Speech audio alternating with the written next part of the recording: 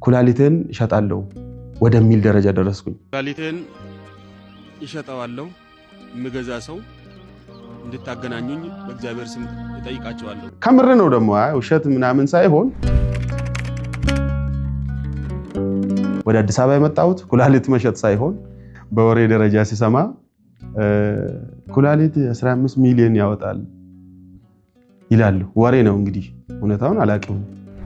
እንኳን ኩላሊት መስጠት ይቅርና ቢያስፈልጋት ለቤተ ክርስቲያን ቢያስፈልጋት የሆነ ነገር ሌላ ነገር ራሱ እግር እጅ ራሱ ይሰጣል። አንድ ረሳው 5 ሰው ነው ደወለልኝ።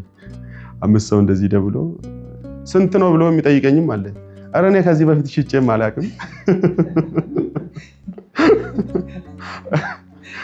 ከዚህ በፊት እኔ ሽጬም አላውቅም። በርግጥ እስቲ የሚያውቁትን ጠይቄ ልንገራቸው። ረጅም መንገድ ሄደው ያውቃሉ እንደ ምናምን ብሎ ይጠይቀኛል። ከዛ እኔ ቢሶት ውስጥ ሆኜ እንግዲህ ለዛ ያለ በቃ ንጹህ ነው አይደል አስመርምረዋል። ስንት ነው የሚሉት? እንደው አንድ ሰው ሊሞትብን ነው ምናምን ከዱባይ ከዚህ ከአዲስ አበባ ከየት እያሉ ቦታው እየጠቀሱ እዛ ድረስ መተን ይዘነውት እንመጣለን ይሉኛል። ወይ ምን አውቃለሁ አደንዝዞኝ ሁለቱንም ሊያወጡ ይችላሉ። እንግዲህ እንደዛ ወደ ተለያየ ወደ ሌላ ታሪክ ከሚሉ አንድ ሰው አንድ አባ ገብረ ማርያም አንድ እኔ ብቻ ኩላሊታቸውን ሸጡ የሚል ይቀላል የሚል ሚዛን ላይ ሳስቀምጥ ሳመዛዝን ይሄንን ነው የተረዳሁት። ሌሎቹ አሁን አንገታቸውን ጭምር ሰጥተዋል። አንገታቸውን የሰጡበት ምክንያት እቺ ተዋህዶ የምትባል አትጥፋ ብለው ነው እንጂ ሌላ ዓላማ የላቸውም። ወይም ደግሞ ለራሳቸው ዝና ሲከራከሩ አይደለም። ኢየሱስ ክርስቶስ የሚል ስም አይጥፋ ተዋህዶ ኦርቶዶክስ ትቀጥል ብለው ነው አስቀጥለው እጃቸውን እግራቸውን እያጡ ወደኛ ያስተላለፉት። እኔም ደግሞ ማደርገው ሲጠፋ እቺን ገዳም ለማስቀጠል ሲል ኩላሊቴን እሰጣለሁ ብዬ ወደ ሚዲያ ወጥቼ ተናገርኩኝ። የህንፃ ስላሴን ፈርሰው የእንጨት ህንፃ የድንጋይ ህንፃ ሊያቆሙ ነው። ወደ ወቀሳ ይመጣል። ከአንድ አባት ይላል መገምገም ይፈልጋል። እኛ ያለንበትን ሁኔታ አያውቅም። መጥቶም አይቶም ሁኔታውን ተረድቶ አያውቅም። እንዲሁ ደግሞ ሆን ብሎ ደግሞ የኛን ስም ለማጥፋት ገዳሚቷ ያጣች ነገር የለም ምናምን ብሎ የሚዘግብም አለ። እኔ አሁን እንደግሌ በጣም እንደ አንድ አስተዳዳሪ ፈራው። ምክንያቱም እቺን ገዳም ጥዬስ የት ሄዳለሁ? ወዴት ይሸሻለሁ? እየጠፋች አገልግሎቷ እየቀነሰ ወጪዋ እየጨመረ ገቢዋ እየቀነሰ ሲመጣ ነገ መውደቋ አይቀርም። ስለዚህ ምን ማድረግ አለብኝ ብዬ እኔም በራሴ ስጨነቅ ነው ነበርኩኝና ገዳምነቷ ራሱ ይቀራል እንደ ታሪክ ነው የምትወራው ብዬ ገምታለሁ። እኔ በዚህ የምትቀጥል ከሆነ ማለት ነው ምስጡ ምኑ እንጨቱም ከመሃል ጨርሰው ግርግዳው ዱብ ይላል። ሰው እየሰማ ማለት ነው የቆየ ዱብ እያለ እንትኑን ደግሞ በሸራ ነው እንደዚህ ደገፍ አድርገን ይዜ ነው ያለ ነው። ከላይ እስከ ታች እንደዚህ ነካ ነካ ሲደረግ እንቀጠቀጣል ግርግዳው ከላይ እስከ ታች።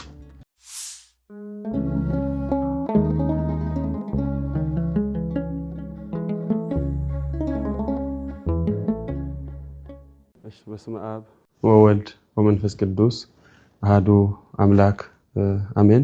ሰላም እግዚአብሔር ይብዛላችሁ። እንደምን ዋላችሁ? እንግዲህ እግዚአብሔር በጎ ፍቃድ ሆኖ ዛሬ ስለ አንዳንድ ነገር በዚህ ቦታ ተገኝተናል። ከሁሉም በላይ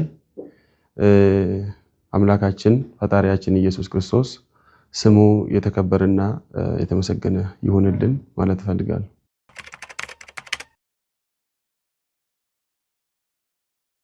ከክዳን ቆሞስ አባ ገብረ ማርያም በጁጋ እባላለሁ።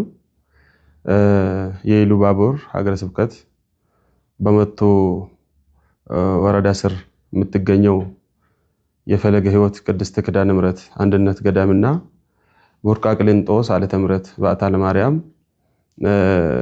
ገዳም ላይ አበምኔት ወይም ደግሞ አስተዳዳሪ ነኝ። እንግዲህ ባጭሩ የመጣሁት ከኢሉባቦር ነው ማለት ነው። እንግዲህ ኢሉባቦር ሀገረ ስብከት እንደሚታወቀው እንደ አንጋፋነት ወይም ደግሞ እንደ ቆይታው ትንሽ ቆይቷል። በሰላምም በኩል አካባቢው ሀገሩም ትንሽ ሰላም የሰፈነበት ነው። በዚህ በቤተ ክርስቲያን ደረጃም ስናየው ገዳማት ባይበዙም የተወሰኑ ገዳማት አሉ። ካሉት ገዳማት ውስጥ እኔ እየኖርኩበት ያለው ገዳም ፈለገ ሕይወት ቅድስት ኪዳነ ምሕረት በዛ በፈለገ ሕይወት ቅድስት ኪዳነ ምሕረት ውስጥም አንዳንድ ነገሮች ትምህርት ቤቶችም ቢኖሩም ግን እስከዛሬ ትንሽ የእይታ ወይም ደግሞ የእውቅና ከእውቅና ማነስ ትንሽ እይታ የላትም ማለት ይቻላል። በዚህ የተነሳ በሀገረ ስብከቱ ስር ያሉ ቤተክርስቲያናት ከ40 በላይ ቤተክርስቲያናት ነው ተዘግተው ያሉት፣ ዲያቆን ካህን የሌላቸው። በአመት ጥምቀት የማይወጡ ራሱ ቅዳሴ የማይቀደስ ቤተክርስቲያን ብዙ ናቸው። ከዚህ የተነሳኛ በዛ ገዳማት ላይ የተወሰኑ ተማሪዎች ይማራሉ አብነት ትምህርት ቤት። በቅርብም ዛሬ 3 ዓመት ይመስለኛል ኮሌጅ ተከፍቷል። በአሁኑ ጥሩ እንቅስቃሴ ላይ ነው ያለው እና በገዳም መልክ መጥቶ ፈለገ ሕይወት ቅድስት ኪዳነ ምሕረትና ጎሬ ማርያም እናት ያለ በዛ በሀገረ ስብከቱ ስር የምትገኘው ማለት ነው። እንግዲህ እንደዚህ ታውቆ ትንሽ በገዳም መልክም ትንሽ እንቅስቃሴ ላይ ያሉ እስካሁን 2 ናቸው። ፈለገ ሕይወት ቅድስት ኪዳነ ምሕረት እና ጎሬ ማርያም በአንጋፋነት የዱሮ ገዳም ናት። ቅርጽም ወይም ደግሞ እንደ እንትንም ነው እንደ ሀገረ ስብከቱ ብርቅዬ ናት። ማለትም ቀዳሚ አቡነ ሚካኤል በዛ አጥንታቸው በዛ መስዋዕት የሆኑት ሲዳቸውም እዛ ነው ያለውና ወደዚህ ደግሞ ወደ መጥቶ አካባቢ ስንመጣ ደግሞ ፈለገ ሕይወት ቅድስት ኪዳነ ምሕረት በአሁኑ ሰዓት አቅም ብታጣም የተለያዩ ነገሮች ቢደርሱባትም ከፍታ እንቅስቃሴ ባታደርግም በትንሹ እንቅስቃሴ ላይ ያላት በትምህርት ደረጃም በአባቶች በመነኮሳት በአርዴት ደረጃም በትንሹ እንቅስቃሴ ላይ ያለችው ፈለገ ሕይወት ቅድስት ኪዳነ ምሕረት ናት ማለት ነው። የኛ ገዳም አገልግሎቷ በትንሹ እንቅስቃሴ ላይ ነው የሚገኘው። በዋናነት በትምህርት ደረጃ አብነት ተማሪዎች እስከ 30 ከ30 እስከ 40 የሚሆኑ በየአመት አንድ አመት እንደ ኢመርጀንሲ ወይም ደግሞ እንደ ቶሎ ተምረው ያ የተዘጉ ቤተክርስቲያን ለመክፈት 1 አመት ስልጠና ወስደው የሚወጡ አሉ። በቋሚነት ደግሞ 5 አመት ተምረው ለማስተማር እንዲበቁ ተደርገው ተመርቀው የሚወጡም አሉ። በዛም ደረጃ በገዳም በኩል እኛ እዛ አካባቢ ያለው ሰፊ መሬት ለገዳም ምቹ የሆነ ቦታ ቢኖራትም ከአቅም ማነስ አሁን አባቶች እኔ እዛ ቦታ ከመጣ ወዲህ 3 ዓመቴ ነው። ከ3 ዓመት ወዲህ ያየሁት ነገር ቢኖር ትንሽ ለውጥ ቢኖርም ከ3 ዓመት ወዲያ ያለው እስከ 25 መነኮሳት ነበሩ ይባላል። 25 መነኮሳት ከ25 መነኮሳት ዛሬ እስከ 12 ሴቶችን ጨምረው እስከ 10 መነኮሳት ይገኙበታል።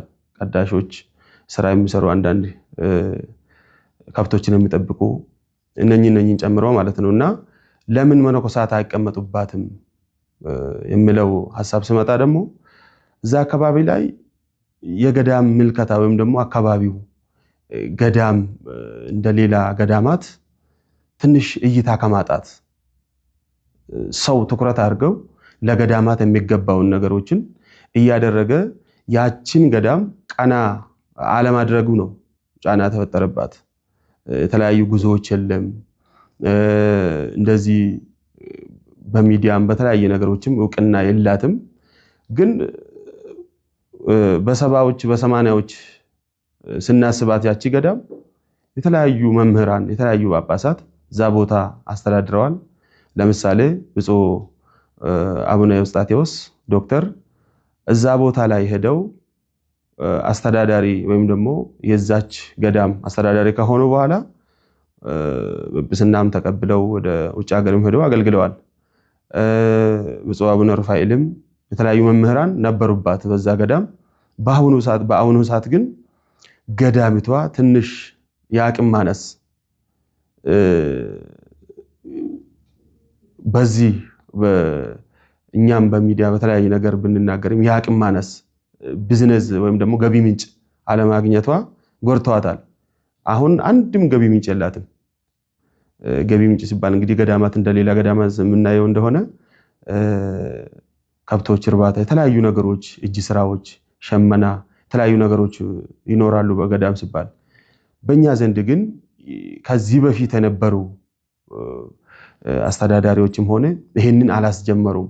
ወይም ደግሞ ከሌላም ህዝብም እያየ እቺ ገዳም ምን ይገባታል ብሎ እስከዛሬ በከፍተኛ የተደረገ ነገር እንቅስቃሴ ገቢ ምንጭ የተፈጠረላት አንድም አለመኖሩ ዛሬ እቺን ገዳም ትንሽ አቅም እያጣች መነኮሳት ብዙ ጊዜ ሳይቀመጡ አንድ አመት የተወሰኑ ወራትን ተቀምጠው ይሄዱባታል። እንግዲህ እኔ ወደ ሚዲያ የመጣሁት ምክንያት ከገዳሚቷ ችግር የተነሳ ነው። መቼም እዛ ላይ አይታችሁ እንደሆነ አላቅም፣ እዛ ላይ የሚወራው ምንድነው? ስለ አንድ ግለሰብ ስለ ሌላ ዓለማዊ ነገር ነው ወይ ብሎ ሰው ይገምታል ብዬ አስባለሁ። እዛ ላይ የምናወራው ስለ ገዳሚቷ ልማት፣ ስለ ገዳሚቷ እድገት ነው። ወደ ሚዲያ ግዴታ መተን ይሄንን ነገር እንድንናገር ያደረገን ሰው እንግዲህ ያየው ችግራችንን የራሱ ችግር አድርጎ የሚረዳን ገዳሚቷን ሊረዳ የሚችለው ሲሰማ ሲያይ ነው። አንድ ሁኔታውን ነገር ከዚህ የተነሳ ነው አሁን ብዙ ነገሮች ይነሳሉ። አባቶች ሚዲያ ላይ ምናምን የሚባል ነገር አስተያየቶች ይሰጣሉ፣ እናያለን። እንግዲህ እንጨትና የሆነ ነገር ነፍስ የሌለው ነገር ብቻ ነው የማይናገር እና አባቶችም ደግሞ የገዳሚቷን ችግር አሁን በሚዲያ ትልቅ ጽድቅ ስራዎች ይሰራሉ። ሰው ሊሞት ሲል ራሱ በሚዲያ ነገርና ከሞት ይተርፋል። እኛም ደግሞ እቺ ገዳም ተቸግራለች፣ ሰው አታለች፣ ምረዳት ሰው አታለች ከሚል ይሄንን ገለጻ ስናረግ ምንም ገቢ ምንጭ እንደሌላት ስንገልጽ ሌላው እቺን ገዳም መርዳት የሚፈልግ ይረዳታል፣ ከችግሯ ያወጣታል። ገዳሚቷ ከፍታ የሆነ ደረጃ ላይ ትደርሳለች ማለት ነው። እና ወደ ሚዲያ መጣን ጉዳይ የገዳሚቷን ችግር ሲጸናብን ችግሯ እየተጨመረ ቦታው አባቶችን እስከማጣት ስትደርስ ምን ማድረግ አለብን ብለን ወደ ሚዲያ መተን እንድንናገር በሚዲያም ችግራችንን አስተላልፈን እግዚአብሔር እስካለው ድረስ እንድትረዳና ገዳሚቷ ቀና እንድትል ወደ ከፍታ ዛሬ 7 12 25 ብለን የምንናገረውን አባቶች ሳይሆን የሆነ እይታ ካገኘች ነገ እስከ 100 አባቶች እስከ 200 አባቶች በአንድነት አርድእትን አፍርታ ለአካባቢውም ምሳሌ ሆና እንደ ማዕከልነት ግንኙነት ሆና እንድታገለግል ነው። እና ወደ ሚዲያ ያመጣን የገዳሚቷ ችግርና የገዳሚቷ አንዳንድ ጉዳይ ስለሆነ ነው። በአሁኑ ሰዓት እቺ ገዳም እንግዲህ አሁን ባለችው ሁኔታ ብትቀጥል ነገ ምን ያጋጥማታል እና ከዚህ ችግር ለመላቀቅስ ምን ያስፈልጋታል ከሚለው ላይ አንዳንድ ነገሮችን ስናነሳ አሁን እንግዲህ በአሁኑ ሰዓት ገቢ የላትም። ገቢ ምንጭ አንድም ነገር የላትም። አንድ ብር በገቢ ምንጭ ወይም ደግሞ በገቢ በኩል ከሚመናን ከሚገኘው ውጪ ተሳልሞ እነዚህ ሙዳየ ምጽዋት ውስጥ የሚያደርገው ሚመናን እንደዚህ አስራት በኩራቱን አልፎ ከሚሰጠው ውጪ ከዚህ ይሄን አይል ገቢ የሚለው ነገር ገዳሚቷ ላይ የለም።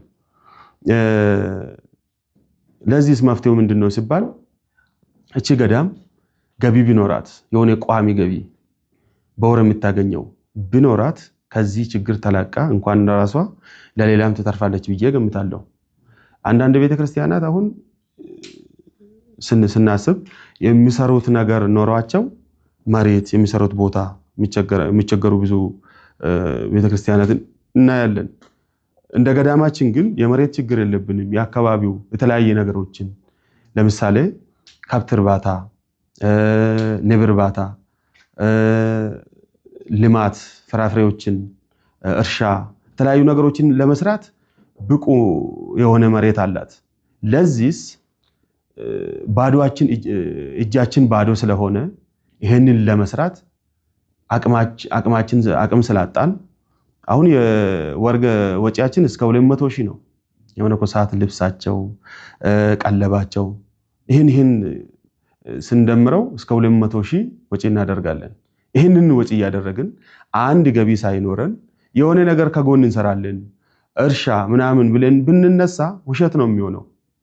በእርግጥ የአቅማችንን 6-7 መነኮሳት ብንሆንም ሌሎቹ ደካሞች ናቸው። እንግዲህ ይሄ ጉልበት ስራ የማይሰሩ ናቸው። የአቅማችንን እየሞከርን ነው እኛ እርሻም ሆነ እንደ ምሳሌ ነገር እያሳየን ነው። ግን ገዳሚቷን ከዚህ ችግር አላቃትም፣ ከዚህ ችግር አወጣትም። ምክንያቱም የሆነ ነገር ገቢ ምንጭ በወር ያንን ወጪ እንኳን የሚሸፍን ቢገኝ የ2 ዓመት የ3 ዓመት ወጪዋ የነበረ ተጠራቅሞ የሆነ ነገር እየፈጠረ ይቀጥላል ማለት ነውና በዚህ መልክ ነው ያለነው። በገቢ ምንጭም አሁን ስናወጣ ያለነውንም ወጪ በዚህ መልክ ነው ያለነው ማለት ነው። አሁን እንደግሌ የሚያስጨንቀኝ እቺ ቤተክርስቲያን ብዙ ልጆች እየተማሩ በገዳሚቷ ውስጥ ገብተው አብነት ተማሪዎች እየሰለጠኑ እየተማሩ ነው የሚገኙት። ለወደፊት ገቢ ምንጭ ሳትገኝ እንደዚሁ ብትቀጥል በዚሁ ወጪ ብትቀጥል ምን ያጋጥማታል ከምለው ሳወራ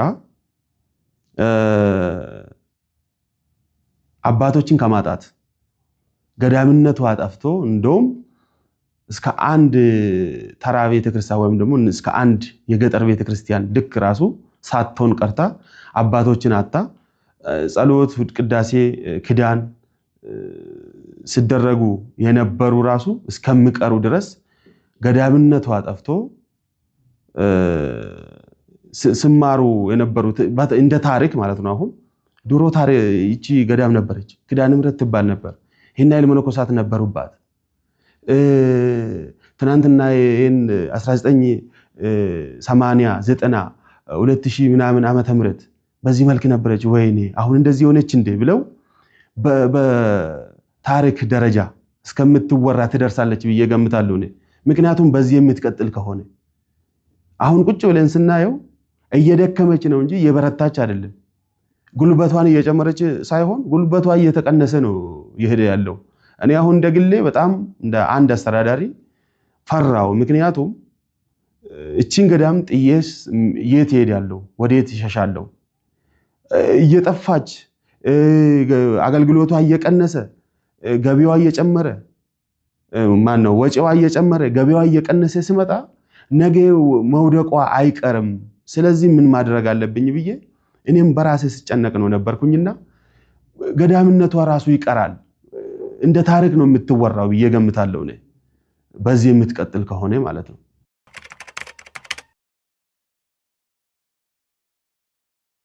እኔ በስሜ ነው ቲክቶክ ፕላትፎርም ላይ በአባ ገብረ ማርያም በሚለው ነው ሁሌ አንዳንድ ነገሮችን የማስተላልፈው። የገዳሚቷን ነገር ለሰዎች የሚያስረዳ የገዳሚቷንም አካውንት እዛ ላይ ለጥፌ ያው ሰዎች እንዲረዷት አንዳንድ ሐሳቦችን ያመጣው የምናገረው እና በዚህ ሚዲያ እንግዲህ ወጥቼ እናገራለሁ። እኔ እንደውም ተስፋ የሚያስቆርጥ ምን ማድረግ አለብኝ ሳየው ሌላ ገዳማትን ስመለከት ያስቀናኛል። ምክንያቱም ሌላ ገዳማት በጣም ይረዳሉ፣ ሰዎች ይሄዳሉ፣ ጉዞዎች ይሄዳሉ፣ ማህበራት ይሄዱ ይጎበኙታል፣ የተለያዩ ነገሮች ይደረጉበታል፣ ገቢ ምንጭ ይፈጠራል። እኔ ግን ይሄንን ቁጭ ብዬ ሳይ ለኛ እየተደረገልን ለዚህች ገዳም ጎን ሆና ተረስታ እዛ ቁጭ ብላ ነው 3 ዓመት እንዳየሁት። ይሄንን ምን ማድረግ አለብኝ ብዬ እኔ በራሴ ሲገምት በዚህ በአባ ገብረ ማርያም ፕላትፎርም በቲክቶክ ማስተላለፍ ጀመርኩኝ። ነገሮቹን በትንሹም ቢሆን የሆነ ነገር ጓሮአችን የሆነ ጎመን ብንዘራም እሱን እያሳየው መጥቶ ፈለገ ሕይወት ቅድስት ኪዳነ ምሕረት አንድነት ገዳም እያልኩኝ እንድትታወቅ ሰዎች በቃ ትኩረት እንዲሰጧት ብዬ ይሄንን ማስተላለፍ ጀመርኩኝ።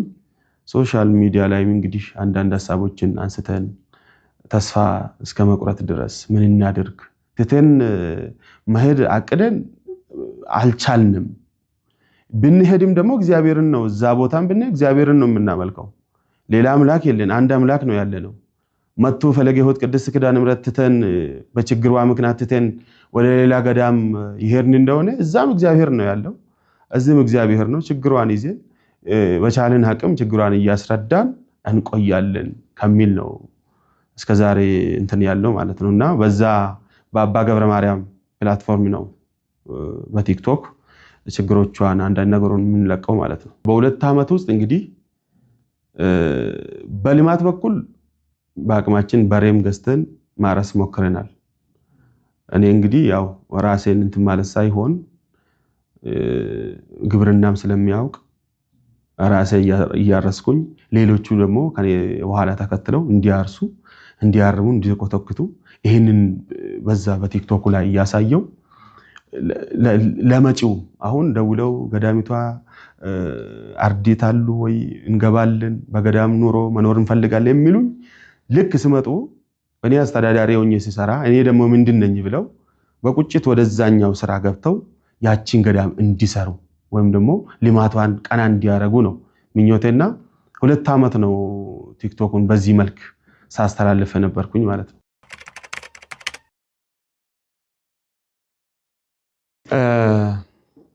እኔ ቆየው 2 ዓመት ነው ይህንን ሶሻል ሚዲያ ከጀመርኩኝ።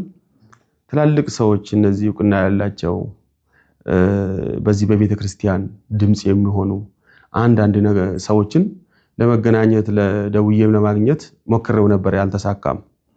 በዚሁ የተነሳ ሰሞኑን ተነጋጋሪ ሆኖ ሚዲያዎች ሲቀባበሉ የነበሩት እኔ ሲያቅተኝና ቁጭ ብዬ ሳስብ እቺ ገዳም ወጪ ብቻ ሆነች፣ ገቢ የላትም፣ ምን ማድረግ አለብኝ? መሄድስ ይሄዳለሁ፣ አዎ ማለት ይሄዳለሁ ካልኩኝ የሚከለክለኝ ሰው የለም። ግን ከገዳሚቷ አቅም ከማነሷ የተነሳ ችዬ መሄድ አልቻልኩምና በራሴ ላይ የሆነ ውሳኔ ወሰንኩኝ። ወጣ ብዬ ወደ ጫካ ዝም ብዬ እያሰብኩኝ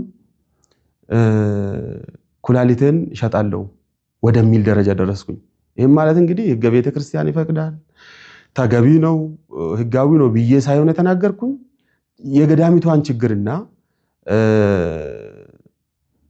የኔ ኩላሊት መሸጥ ሳመዛዝነው ገዳሚቷ ጠፍታ አገልግሎቷ ቆማ ቤተክርስቲያኒቷ ተዘግቶ ወደ ተለያየ ወደ ሌላ ታሪክ ከዛ በኋላ ትላልቅ ሚዲያዎችን መጥተው ገዳም እዛ የነበረችው ገዳም አባቶቿ ሄደው አገልግሎቷ ቆሞ ምናምን ከሚሉ አንድ ሰው አንድ አባ ገብረ ማርያም አንድ እኔ ብቻ ኩላሊታቸውን ሸጡ የሚል ይቀላል የሚል ሚዛን ላይ ሳስቀምጥ ሳመዛዝን ይሄንን ነው የተረዳሁት።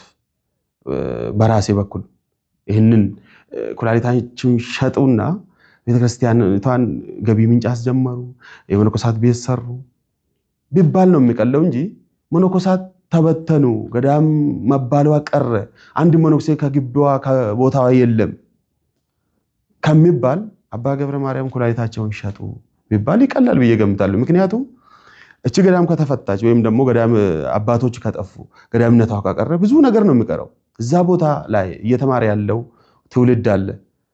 ውዳሴ ማርያም፣ ዳዊት፣ የተለያዩ ስርዓተ ቅዳሴን እየተማሩ ያሉ ዲያቆናት፣ ታዳጊ ህፃናት አሉ። እነሱ ይበተናሉ። እነሱ ተበተኑ ማለት ደግሞ አስቡት እቺ ቤተክርስቲያን ነገ የዛሬ 10 20 ዓመት ምን ላይ ትወርቃለች? ዛሬ አሁን በሀገረ ስብከቱ 40 ቤተክርስቲያን ተዘግቶ ነው ያለው፣ ካህናት የለም፣ አገልግሎት የላቸውም ብለን እያወራን ነው። በዚህ ደግሞ ገዳማት እየተፈቱ አሁን ባይዘው ገዳማት የሁሉም ምንጭ ነው። ምንጭ ማለት ሊቃውንት የሚወጡባት ተምረው ትልቅ ደረጃ ላይ ቤተክርስቲያንን ስለ ቤተክርስቲያን መናገር መከራከር የሚችሉ ሊቃውንት ከገዳም ነው የሚወጡት። የሁሉም ቦታ ምንጭ ሁሉም አቅፋ የያዘችው ወደ ሁሉም ዓለም ጌታ ኢየሱስ ክርስቶስ ሄዱና ዓለምን አስተምሩ ብሎ እንደላካቸው ዛሬ ወደ ዓለም ልካ ከተለያየ ነገሮችን እቺን ሃይማኖት ጠብቀው የሚያኖሯት ከገዳም ስለምላኩ እቺ ገዳም ብትፈታና ወይም ደግሞ ገዳምነቷ ብቀር ብዙ አደጋ ስለሚያደርስ አባ ገብረ ማርያም ሞተ ወይም ደግሞ ከዚህ ዓለም ድካም አረፉ ተብሎ ይታለፋል እንጂ ዘላለማዊ አይወራም። መቼስ አንድ ሰው ሲሞት ይረሳል፣ ያው እንደ አንድ ግለሰብ ይቆጠራል፣ አለቀ። አንድ ገዳም ግን ፈረሰች ሲባል እንግዲህ እድሜ ልክ ሲወራ ነው የሚቆየው። ሌላ ሃይማኖት ላይ ያሉ በቃ እንትን እያሉ ስለ ገዳሚቷ ታሪኳን እያነሱ የተለያየ ቦታ ሲሄዱ መንገድ ሲሄዱ ሲቀመጡ ሲነሱ ያወራሉ። ይሄ ከሚደርስባት እኔው ራሴ ልቅደምና ምናልባት ደግሞ ከኔ ኋላ የሚመጣ ኦርቶዶክስ ከኔ ኋላ የሚመጣ ምዕመን ሊኖር ይችላል። እኔ እንደዛ ካልኩኝ ኧረ እንደዛ መሆን የለበትም ብሎ የተሻለ ሐሳብ ሊያመጣ የሚችል ሰው ይመጣል የሚል ሐሳብ ኖሮኝ እንደዛ ማለት ቻልኩኝ ማለት ነው።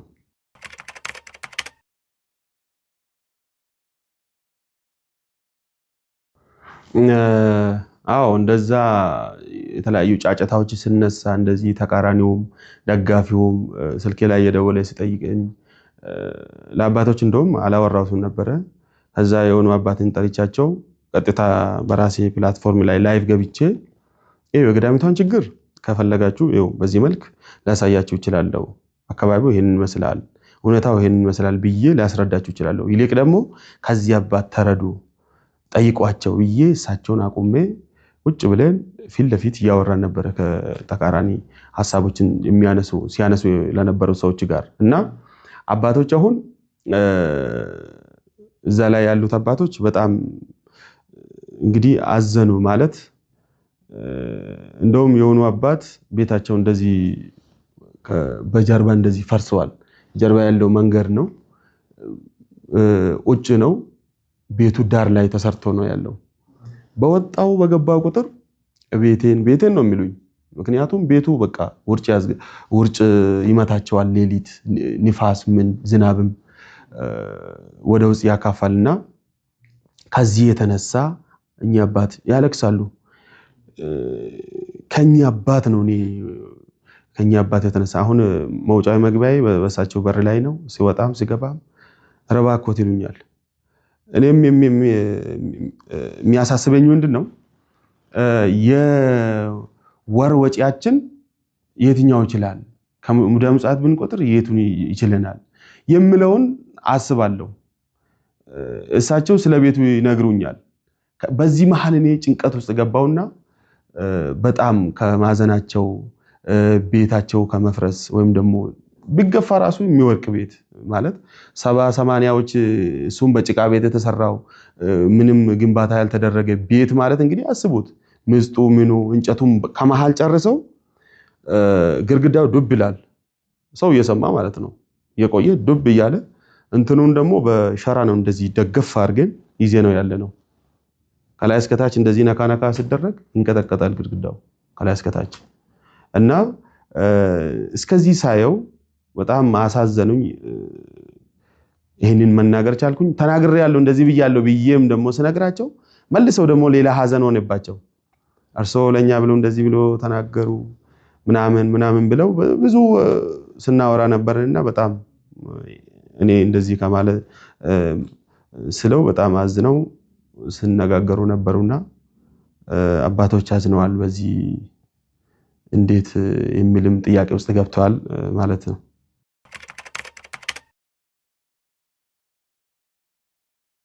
ማህበራዊ ሚዲያ የተለያዩ ሐሳብ ነው የሚያነሱት።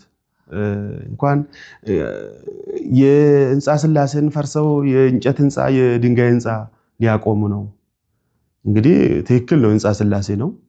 ግን ትክክለኛው ወይም ደግሞ ህንጻ ስላሴ ነው ብለን በትክክለኛ መውሰድ ያለብን አሁን እኛ ነፍሳችን ስትወጣ ሌላ አካል ትይዛለች። ሌላ አካል ይዛ ነው ወደ ፈጣሪ የምትሄደው። ይሄ የምናየው ስጋ ይበሰብሳል፣ ወደ መሬት ነው የሚጨመረው እና ለምን ምናምን ብሎ ይጠይቁኛል። እንኳን ኩላሊት መስጠት ይቅርና ቢያስፈልጋት ለቤተ ክርስቲያን ቢያስፈልጋት የሆነ ነገር ሌላ ነገር ራሱ እግር እጅ ራሱ ይሰጣል የሚጠቅማት ቢሆን። እኔም ከሙሉ አካላት ያስቤ ነው የትኛው እቺን ገዳም ሊጠቅም ይችላል፣ ህዝቡ ወደዚህ ወደኛ የማይመለከተን ወይም ደግሞ ወደዚህ የማያየን ከሆነ ከሙሉ አካል የትኛው ይጠቅማታል የሚል ሐሳብ ሲገባኝ ነው። ከዚህም የተነሳ ሌሎቹ አሁን በቃ ትችት የሚያበዙ እንደዚህ በቃ መነጋገሪያ ማድረግ የሚፈልጉ ሰዎች አሉ። እኔ ግን በምን መልክ ይወስዳለሁ? ሌሎቹ አሁን አንገታቸውን ጭምር ሰጥተዋል። አንገታቸውን የሰጡበት ምክንያት እቺ ተዋህዶ የምትባል አትጥፋ ብለው ነው እንጂ ሌላ ዓላማ የላቸውም። ወይም ደግሞ ለራሳቸው ዝና ሲከራከሩ አይደለም። ኢየሱስ ክርስቶስ የሚል ስም አይጥፋ፣ ተዋህዶ ኦርቶዶክስ ትቀጥል ብለው ነው አስቀጥለው እጃቸውን እግራቸውን እያጡ ወደኛ ያስተላለፉት። እኔም ደግሞ ማደርገው ሲጠፋ እቺን ገዳም ለማስቀጠል ሲል ኩላሊቴን እሰጣለሁ ብዬ ወደ ሚዲያ ወጥቼ ተናገርኩኝ። ሌሎቹ ወደ ሌላ ነገር እያዞሩ ሕንፃ ሥላሴ ማፍረስ እንደዚህ አግባብ አይደለም፣ ወደ ህግ ጠይቆታል ምናምን ሊሆን ይችላል። በእርግጥ ግን ማደርገው ሲጠፋ ሰው እኮ ማደርገው ሲያቅተው እኮ ተስፋ ሲቆርጥና የመጨረሻ ህይወት ውስጥ ሲገባ እኮ ራሱንም ያጠፋል፣ መርዝንም ይጠጣል፣ የተለያየ እርምጃ በራሱ ላይ ይወስዳል። ይሄ ደግሞ ለራሳችን ለግል ለአባ ገብረ ማርያም ወይም ደግሞ ለአባ እከሌ ሳይሆን ለገዳሚቷ ሲባል ነው። እኔ ለገዳሚቷ ባይሆን ኖሮ እንደዚህ አደባባይ ወደ 90 በላይ ተከታይ ያለኝ ህዝብ መሃል ወጥቼ አሁን ያንን ቪዲዮ ወደ 1 ሚሊዮን ምናምን ነው ታየው። 1 ሚሊዮን ህዝብ መሃል ወጥቼ ራሴን አላዋርድም ባላደርገው ማለት ነው። ምክንያቱም ይሄ ያለውበት ቦታ እየጠቆምኩኝ ገዳሚቷን እየተናገርኩኝ ስልኬን እዛ ላይ አኑር ሁሉም ነገር አስቀምጬ ይሄንን መናገር የቻልኩኝ የመጨረሻ ስለሆነ ይሄንንም ከምናገር ይሄንን ማልናገርም ስሜን አላጠፋም በቃ ሻንጣዬን ይዤ እሄዳለሁ ወደ ሌላ ቦታ እቀይራለሁ ማለት እኮ እችላለሁ። የሚከለክለኝ ሰው የለም። ይሄንን ከማደርግ እስቲ የመጨረሻ እድል ልሞክርና ይሄንን ተናግሬ ደግሞ እኔ ባይዘው እዛ ላይ ወጥቼ ተናገርኩኝ ምገዛ ሰው ብዬ ነው እንጂ ከዛ በኋላ ነው ሌሎች ክርስቲያናውያን እየደወሉ ይሄ መሆን የለበትም እኛ ያያለን አንድ አባት እንደዚህ ማለት የለቦትም ገዳሚቷን በተቸገረችው በኩል እንቆምላት። ስለዚህ ይሄ ማለት ተገቢ ባይሆንም ለገዳሚቷ ችግር ቢሆንም እኛ አለንላት ብለው ደውሎም ያነጋገሩን ሰዎች አሉ በሶሻል ሚዲያ ማለት ነው። ከዛ ያያዩ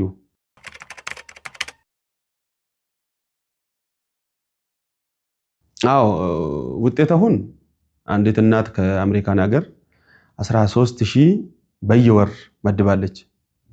በየወሩ 13000። አንድ ወንድማችን ደግሞ ከዚህ ከደብረ ዘይት ከብሾፍቱ 500 ብር በየሳምንት 500 ብር ቋሚ ያደርገዋል። በቃ ከአስራት በኩራት ከምነግደው ከምሰራው እለግሳለሁ ብሎ ቃል ገብቷል። እንደዚሁም ደግሞ ያው 100 200 1000 10000 እያሉ ለገዳሚቷ ይሄንን ቪዲዮ እያዩ ይልቅ ግን እኔ ምን ገመትኩኝ ምን አሰብኩኝ 1 ሚሊዮን 200 ወይም ደግሞ 1.2 ነው የታየው ያ ቪዲዮ። 1.2 ያየ ሰው 2 ብር ቢያዋጣና ለዛች ገዳም ቢለግሰው ወደ 2 ሚሊዮን 400 ሺህ ይሆናል። እንግዲህ ያ የሰጠውን ሰው ያልተጎዳም 2 ብር እንኳን ከምንም አገባም 5 ብር ቢለግሰው 1 ሚሊዮን ቪዲዮ ተመለከተው ማለት ነውና በዚህ መልክ ማስቤ ይሄ እኮ በጣም ቀላል ነው። በቃ ቅንጅት ወይም ደግሞ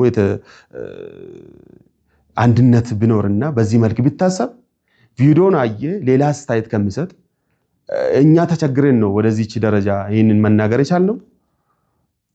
5 ብር ቢያዋጣ በእይታው ልክ በሰጠን በያሰብኩኝኛ ያው ለወደፊትም ቢደረግ ደስ ይለናል። ገዳሚቷው ለወደፊት ከዚህ ችግር ትወጣለች ብዬ ገምታለሁ።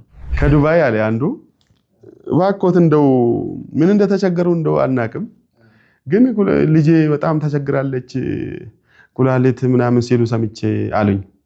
አይ ክርስቲያኖች ከርሶ ቀደም ብለው ብዙ ክርስቲያኖች ደውለውልኛል።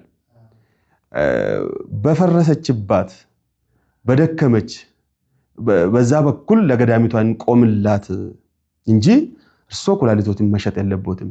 ለዛች ገዳም ነገ ከፍታ ደረጃ የሆነ ደረጃ ላይ ያደርሱታል እና ለዛ ገዳም ይጠቅሙታል።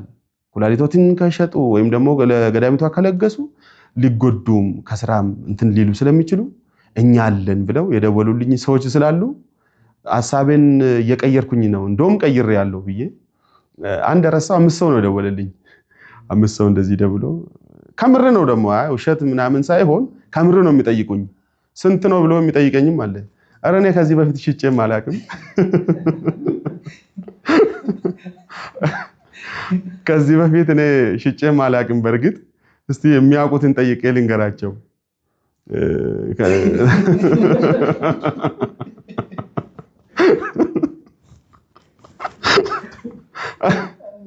አንዱ እንደውም እስከዛ እንትን ይዤ እመጣለሁ አለኝ። እስከዛ ዶክተር ይዤ እመጣለሁ ንጹህ መሆኑ መንገድ ሄዶ ያውቃሉ ምናምን ብሎ በቃ እንትኖችን ይጠይቁኛል። መንገድ እንደዚህ መንገድ ሲከድ እንትን ይሆናል መሰለኝ። ረጅም መንገድ ሄዶ ያውቃሉ እንዴ ምናምን ብሎ ይጠይቀኛል። ከዛ እኔ ቢሶት ውስጥ ሆኜ እንግዲህ እንደዛ እያለ በቃ ንጹህ ነው አይደለ አስመርምረዋል። ስንት ነው የሚሉት እንደው አንድ ሰው ሊሞትብን ነው ምናምን ከዱባይ ከዚህ ከአዲስ አበባ ከየት እያሉ ቦታው እየጠቀሱ እዛ ድረስ መተን ይዘነውት እንመጣለን ይሉኛል። ወይ ምን አውቃለሁ አደንዝዞኝ ሁለቱንም ሊያወጡ ይችላሉ። እንግዲህ እንደዛ እያሉ ነበር እንግዲህ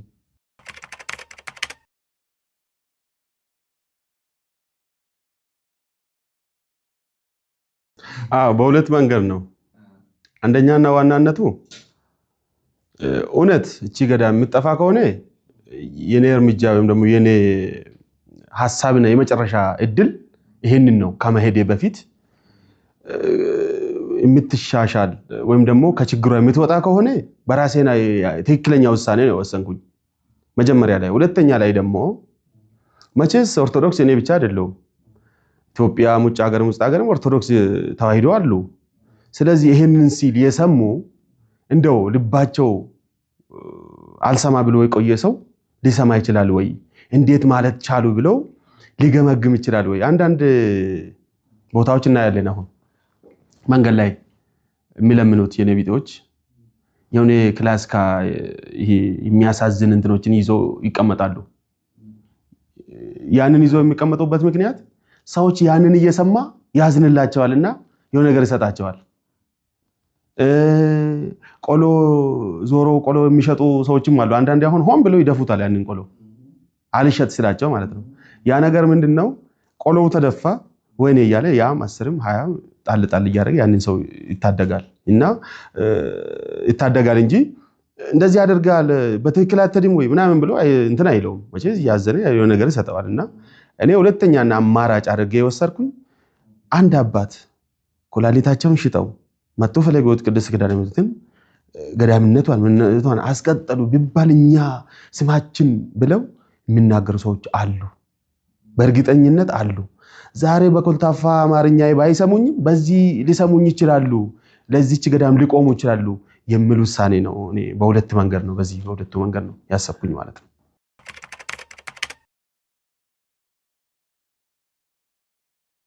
እንግዲህ ብዙ ጊዜ መንገድ ላይ እንደምናየው የኩላሊት ህመም እየተባለ በሚዲያም በመኪናም ስለምን እናያለን። እነሱም ያው ተቸግረው ነው እንጂ ያው እንግዲህ ኩላሊት ተጠብሶ አይበላ መቼስ የሰው ኩላሊት እንኳን ለችግራቸው ነው እንደዚህ ማለት የቻሉት። አንዳንዶቹ ደግሞ አሉ ለችግራቸው ብቻ ሳይሆን አሁን የደወለልኝ ደላላም አለ የደወለልኝ ገዝተው ከመሃል የሆነ ነገር ፈርቅ ይዘው ሊጠቀምበት ተፈለገም አለ። እንደውም ተናዶ መጨረሻ ላይ ምናምን በቃ እና ለምንድነው እዛ ላይ ወጥተው የተናገሩት? ጥሩ አድቫንቴጅ ነበረው ለሱ እና ታዲያ ለምንድነው እዛ ላይ ወጥተው የተናገሩት ታዲያ ምናምን ብሎ ተበሳይቶ ስልኩን ዘጋ።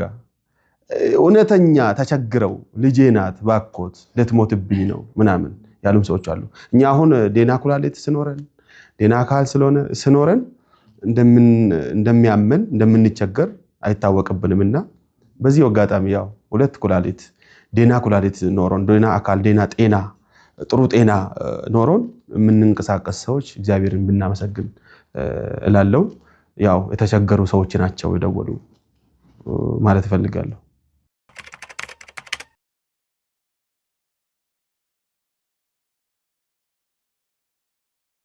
አዎ ለብዙ ሰው መልስ ሰጥቻለሁ በዚህ መልክ።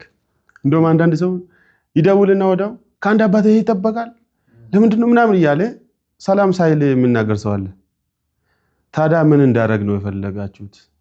ጥዬ ለመሄድ ወይም ደግሞ ገዳሚቷን ለመተው ወደ ሌላ ወደ ተሻለ ገዳም ለመሸጋገር እንደዛ እንዲያደርግ ነው?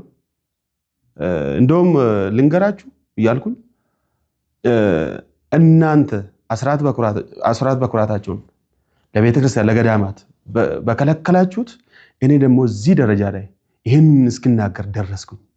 እናንተ ለቤተ ክርስቲያን እጃችሁን ብትዘረጉ ኖሮ ትናንትና ያን ላይፍ ከፍቼ ሚዲያ ላይ ወጥቼ እሪ ብዬ ሲጮህ ብትደርሱልኝ እኔ ለምኔ ነው?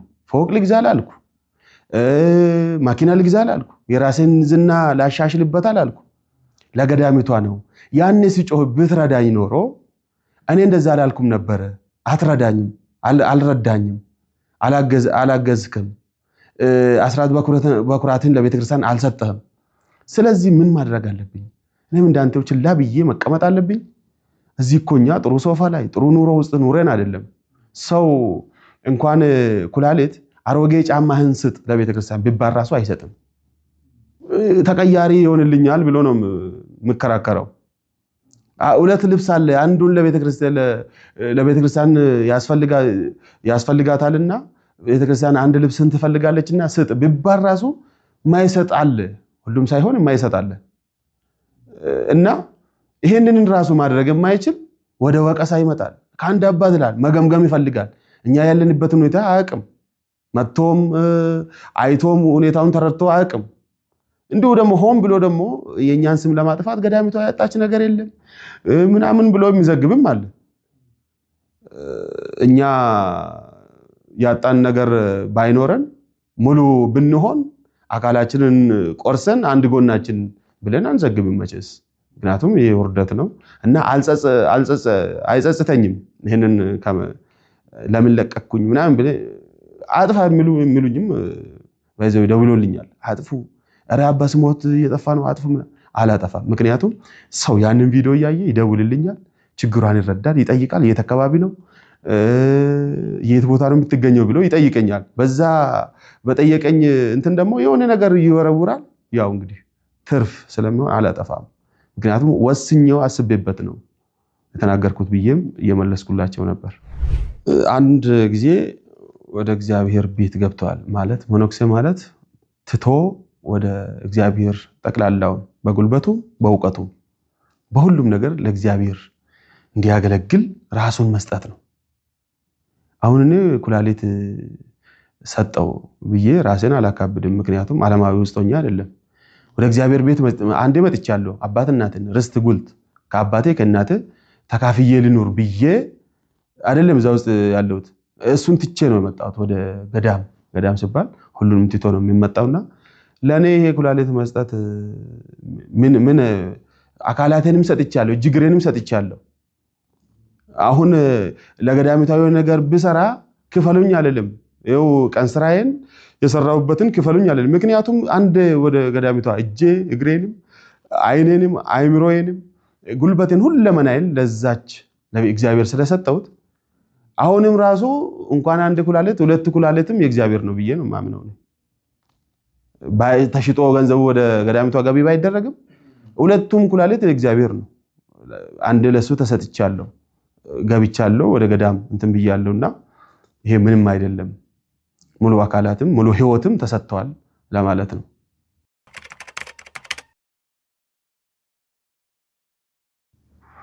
ብቻ እኔ በወሬ ደረጃ ሲሰማ ኩላሊት 15 ሚሊዮን ያወጣል ይላሉ። ወሬ ነው እንግዲህ፣ እውነታውን አላቅም፣ እስከዛሬም አላቅም። ምክንያቱም ወዲያው ነው ያስቆሙኝ። ኩላሊት ከመሸጥ እኛ እናግዛት ወደሚል ስለተሸጋገርኩኝ ሐሳቡን ሰረዝኩኝና ያንን እያዩ ደግሞ ሐሳባቸውን ወደ ገዳሚቷ እንዲያረጉ ቪዲዮውን እዛው አኖርኩኝ በለቀቅኩበት ማለት ነውና ኩላሊት እስከ 15 ሚሊዮን ሲባል ሰማውና እንኳን 15 ሚሊዮን 5 ሚሊዮን ባገኝ በግማሹ መነኮሳትን ቤት ቢጨርስ በግማሹ ደግሞ ገቢ የሚያስገኝ ለገዳሚቷ ገቢ የሚሆን በየቀን ለምሳሌ የወተት ላም 1 ብትገዛ የወተት የፈረንጅ ላም ማለት ነው። እነኛ ሁሉ ለገዳሚቷ በየቀን ወተቶቹ እየተሸጡ ወደ ሽሮ እየተቀየሩ ወደ ቆሎ እየተቀየሩ እዛ ውስጥ የሚኖሩትን ገዳማውያንን ያኖራል። ወደ ሳሙናቸው እየተቀየረ ያ ወተቱ እኛ ደግሞ ላሞቹን እያንከባከብን እየጠበቅን ሰፊ መሬት ስላለ ሳርም ስላለ እዛ ላይ ላሞችን አሰማርተን ለገዳሚቷ ደግሞ ትርፍ ይሆናል ብዬ በዚህ ሂደት ነው እንግዲህ እንኳን 15 ሚሊዮን 5 ሚሊዮን ቢገዛ ወደዚህ ቀይሬ ያው ቁጭ ብዬ ያ ላሞቹን የጉልበት ስራ ባልችልም ያው በአንድ ኩላሊት የጉልበት ስራ ስለማይሰራ ላሞቹን እየጠበቅኩኝ ያው ቁጭ ብዬ ነገሮችን እንትን እያልኩኝ አስቀጥላታለሁ ለማለት ነው።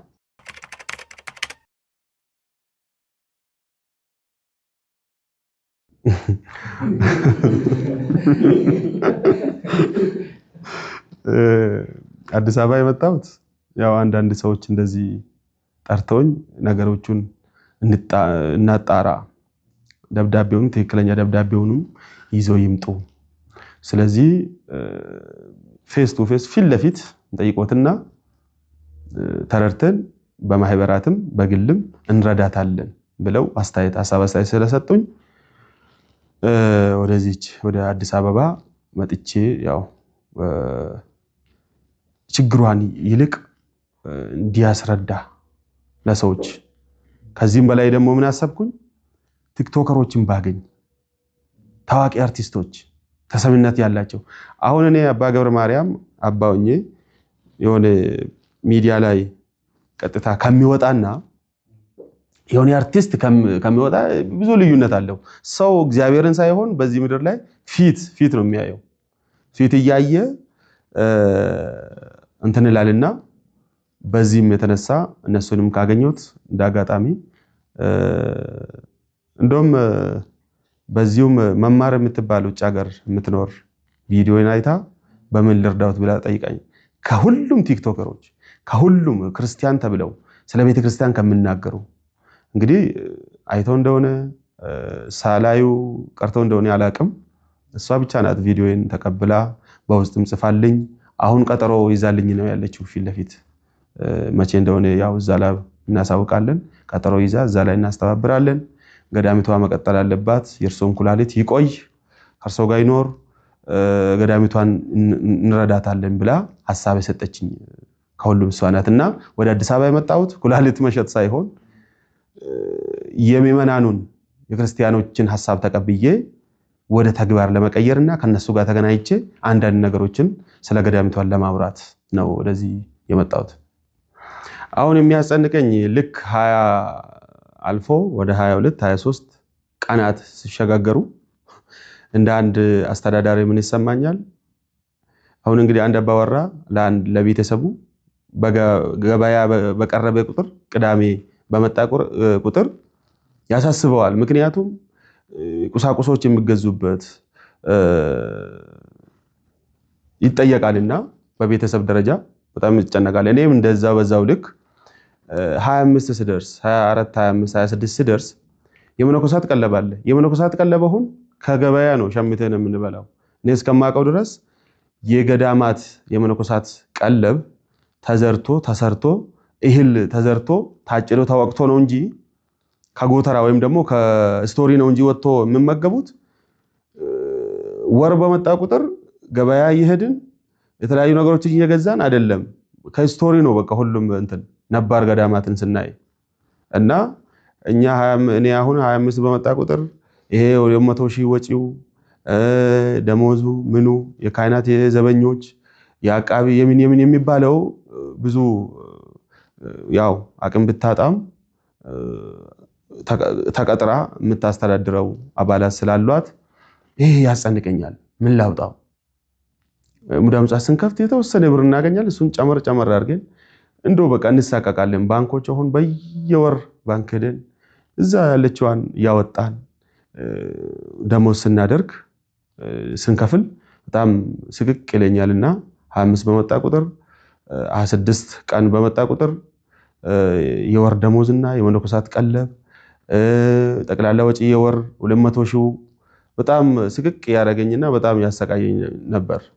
በዚሁ በቲክቶክ ከመጣው ወዲህ ይህንን ነገር እንግዲህ እየተናገርኩኝ ወጪያችን በዛ ገቢ የለንም እያልኩኝ እናገር ነበርና 21 22 ወጪው ነው የሚያሳስበኝ ማለት ነው።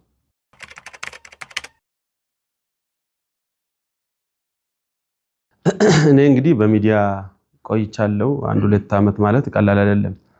በዚህ መልክ የተረዳሁትና ያየሁት ነገር እንደውም እንደዚህ አባቶች፣ መነኮሳት፣ መምህራን